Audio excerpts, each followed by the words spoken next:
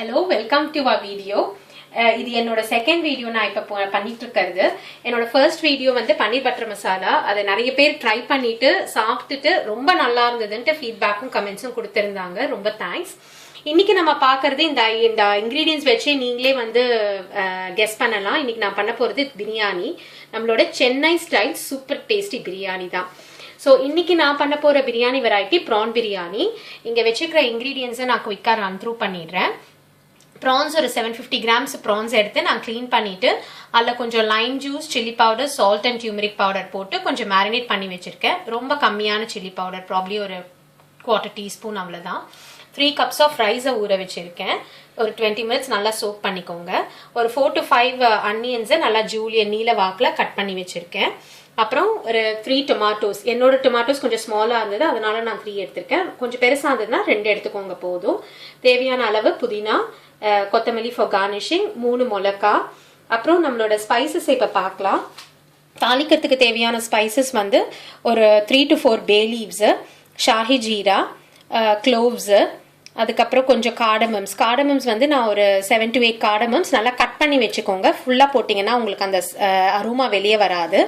அதுக்கப்புறம் நம்ம cinnamon sticks, ஒரு 1.5 teaspoons of turmeric powder, 1 teaspoon of chilli powder, அதுக்கு தேவையான 2 teaspoons ஆஃப் கொரியாண்டர் பவுடர். இது எப்பவுமே 1:2 ரேஷியோ. அதுக்கப்புறம் கொஞ்சம் ஒரு 1.5 teaspoons of biryani masala powder. இது இருக்குங்கிறதுனால தான் யூஸ் பண்ணுறேன், இல்லைனாலும் வேண்டாம். 3 cups ஆஃப் ரைஸ் எடுத்துருக்கிறதுனால நான் ஒரு 3.5 teaspoons of ginger garlic paste add பண்ண போகிறேன். தேவையான அளவு சால்ட். இவ்வளோதான் நமக்கு தேவையானது. இப்போ நான் ஏற்கனவே என்னோட பேன் ஹீட் பண்ணி வச்சிருக்கேன். இப்போ கொஞ்சம் நல்லா ஹை ஃப்ளேமில் வச்சுட்டு என்னோட ஸ்பைசஸ் எல்லாம் இப்போ நான் இதில் ஆட் பண்ணிக்க போகிறேன்.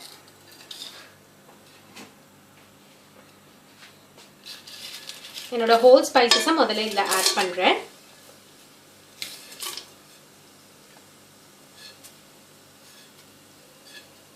இந்த ஷாஹி ஜீராங்கிறது ரொம்ப ஃப்ரெஜைலான ஒரு ஜீரா வெரைட்டி. அது உங்களுக்கு கிடைச்சதுன்னா கண்டிப்பாக வாங்குங்க. கொஞ்சம் ஜீராவை விட இது கொஞ்சம் விலை அதிகம் தான், பட் இதோட அரோமா வந்து கொஞ்சம் நல்லா டிஃப்ரெண்ட்டாக நல்லாவே இருக்கும். இந்த மசாலாஸ்லாம் கொஞ்சம் நல்லா பொரியட்டும். இப்போ பார்த்தீங்கன்னா இந்த ட்ரை ஸ்பைசஸ்லாம் நல்லா ஃப்ரை ஆயிடுச்சு, நல்லா பொரிஞ்சு வந்துருச்சு. இப்போ நான் என்னோட அனியன்ஸை வந்து நான் இதில் ஆட் பண்ணிக்கிறேன். ஆட் பண்ணிட்டு நல்லா வதக்கி விடுங்க. எப்பவுமே அனியன்ஸை வந்து நல்லா வதக்கிட்டு அதுக்கப்புறமா தான் ஜிஞ்சர் கார்லிக் பேஸ்ட் ஆட் பண்ணணும். இல்லை வந்து அவ்வளோ சீக்கிரத்தில் வதங்காது.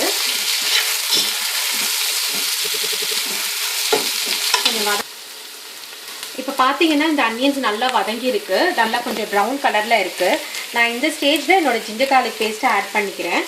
3 cups ஆஃப் ரைஸ் எடுத்துருக்கிறதுனால நான் ஒரு 3 teaspoons of ginger garlic paste தான் ஆட் பண்ணுறேன்.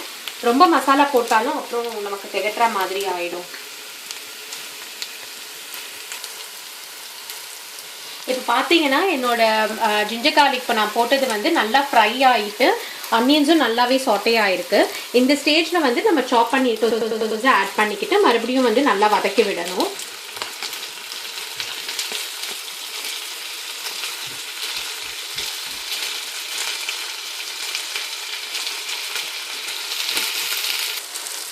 இந்த ஸ்டேஜில் இப்போ பார்த்தீங்கன்னா இந்த டொமேட்டோஸ்லாம் நல்லா வதங்கி இருக்கு. இப்போ நம்மளோட ட்ரை ஸ்பைசஸை ஆட் பண்ணிக்கலாம். இங்கே நான் வச்சுருக்கிறது turmeric powder, chilli powder, coriander powder and கொஞ்சமாக கரம் மசாலா. நான் இது எல்லாத்தையும் ஆட் பண்ணிடுறேன். ஆட் பண்ணி சும்மா ஒரு மிக்ஸ் கொடுங்க. மிக்ஸ் கொடுத்துட்டு இப்போவே நீங்கள் உங்களோட பச்சை மிளகாவையும் புதினாவையும் சேர்த்துக்கலாம்.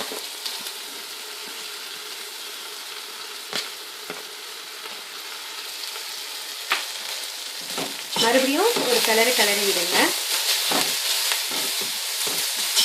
கிளறிட்டு கொஞ்சம் கம்மி பண்ணி வச்சுட்டு இப்போ உங்களோட ப்ரான்ஸையும் இதில் சேர்த்துக்கோங்க. ஏன் இப்போ நான் ப்ரான்ஸை சேர்க்குறேன் அப்படின்னா இதுலேயும் கொஞ்சம் ஸ்பைசஸ் இருக்கு. ஸோ இந்த ஸ்பைசஸும் சேர்ந்து வதங்கினாக்கா கொஞ்சம் ஈஸியாக முடிஞ்சிடும். நீங்கள் தனியாக அதை மறுபடியும் வதக்கணும்னு அவசியம் இல்லை.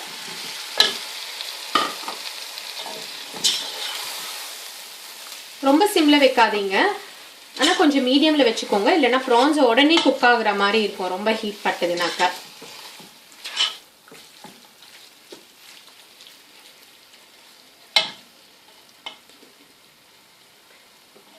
இது பாத்தீங்கன்னாக்கா இது நல்லா கிங் ப்ரான்ஸ். நான் க்ளீன் பண்ணி வச்சிருக்கிறது கிங் ப்ரான்ஸ், நல்லா பெருசு பெருசா இருக்கு.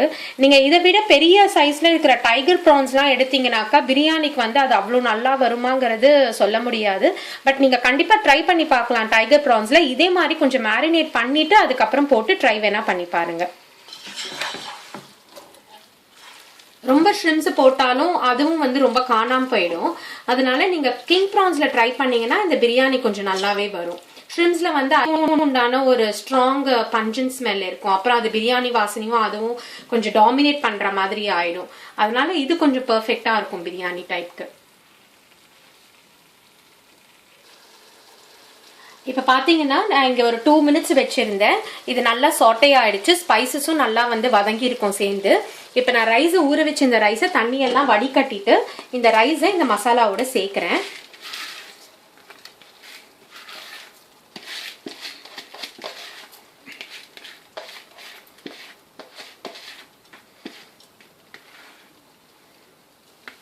சேர்த்துட்டு நல்லா வதக்கி விட்டுக்கோங்க. நீங்க நோட்டீஸ் பண்ணிருப்பீங்க நான் இன்னும் சால்ட் ஆட் பண்ணல. ஏன் நான் சால்ட் ஆட் பண்ணலன்னா நான் தண்ணி விட்டுட்டு அதுக்கப்புறம் தான் நான் சால்ட் ஆட் பண்ண போறேன். ஸோ தட் நிறைய சால்ட் வேணுங்கிற அவசியம் இல்லாம இருக்கும். ஏன்னா நம்ம ப்ரான்ஸ்ல ஏற்கனவே சால்ட் இருக்கு, அதனால ஒன்றும் பிரச்சனை இல்லை. நம்ம சாதத்துக்கு தேவையான சால்ட் மட்டும் தான் இப்ப நம்ம ஆட் பண்ண போறோம்.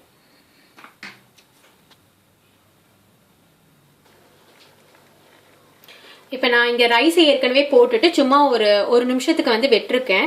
ஏன்னா ரைஸ் கொஞ்சம் நல்லா அந்த மசாலாவோட கோட் ஆகி அந்த ஆயிலும் நல்லா கோட் ஆகும். இப்ப நான் இதுக்கு தேவையான தண்ணியை விட போறேன். நான் எடுத்திருந்தது ஏற்கனவே சொன்னபடி 3 cups ஆஃப் ரைஸ். அந்த 3 cups ஆஃப் ரைஸுக்கு வந்து நான் இப்ப 6 cups ஆஃப் வாட்டர் வந்து விட போறேன். இப்ப நான் இங்க யூஸ் பண்ணிக்க வந்து பாஸ்மதி ரைஸ். பாஸ்மதி ரைஸ் வந்து 1 கப்புக்கு வந்து நீங்க 2 கப் போடுங்க. பிரியாணி நீங்க பண்ணீங்கன்னா கண்டிப்பா நீங்க பாஸ்மதி ரைஸ் யூஸ் பண்ணுங்க. ஏன்னா அதுக்குதான் அந்த தனி ஒரு வாசனையும் இருக்கும். நல்லா அந்த அரிசியும் நல்லா நீட்டா குக் ஆகி நல்லா வரும் அந்த கன்சிஸ்டன்சி. இப்ப நான் தண்ணி விட்டுட்டு இப்ப இந்த ஸ்டேஜ்ல நான் 3 cups ஆஃப் ரைஸ்க்கு 3 teaspoons ஆஃப் சால்ட் போட போறேன். உங்க வீட்டுல நீங்க சால்ட்டுக்கு இன்னும் கொஞ்சம் கூட ஆட் பண்ணிப்பீங்கன்னா அது உங்களோட சௌகரியம், நீங்க ஆட் பண்ணிக்கலாம்.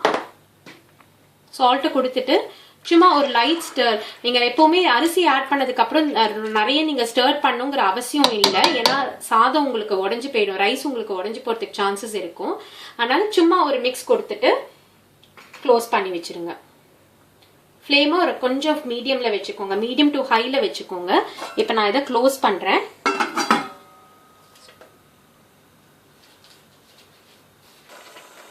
இப்ப பாத்தீங்கன்னா இந்த ரைஸோட சேர்ந்து இந்த தண்ணி நல்லா ஒரு கொதி வந்துருச்சு. இந்த ஸ்டேஜ்ல நான் வந்து என்னோட லெமனை ஆட் பண்ண போறேன்.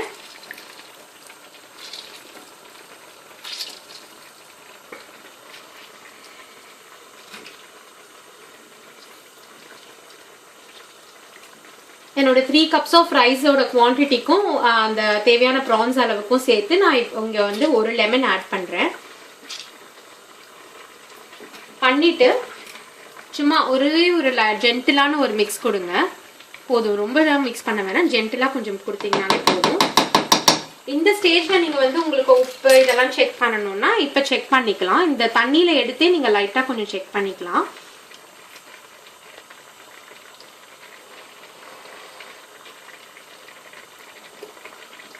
எனக்கு கரெக்டா இருக்கு, அதனால இதோட நான் ஸ்டாப் பண்ணிட்டு இப்ப நான் அதை க்ளோஸ் பண்றேன். இந்த ரைஸ் வேகிற வரைக்கும் நம்ம வெயிட் பண்ணணும்.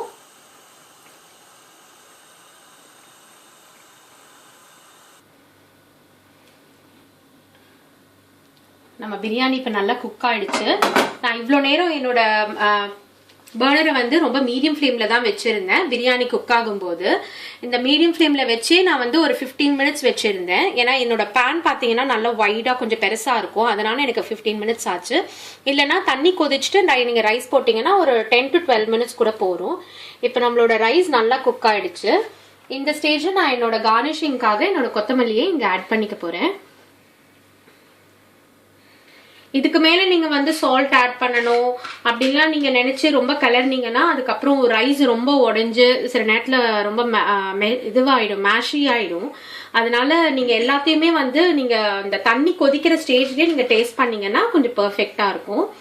இதை போட்டுட்டு நீங்க அப்படியேவும் விட்டுடலாம், இல்ல நீங்க கொத்தமல்லி போட்டுட்டு ஒரு கலரணும் அப்படிங்கறதெல்லாம் இல்ல. நீங்க ரைஸ் சர்வ் பண்ணும்போது அது எல்லாம் சேர்ந்தே நல்லா வந்துடும்.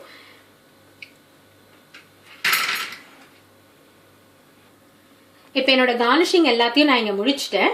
இங்க நான் கையில வச்சிருக்கிறது வந்து food colouring, orange food colouring. நீங்க பாத்தீங்கன்னா இது உங்களுக்கு வேணும்னா நீங்க ஆட் பண்ணிக்கலாம், இல்ல ஒமிட் பண்றதா இருந்தாலும் அது உங்களோட பர்சனல் ஆப்ஷன். இப்போ நான் லைட்டா இங்க ஆட் பண்றேன்.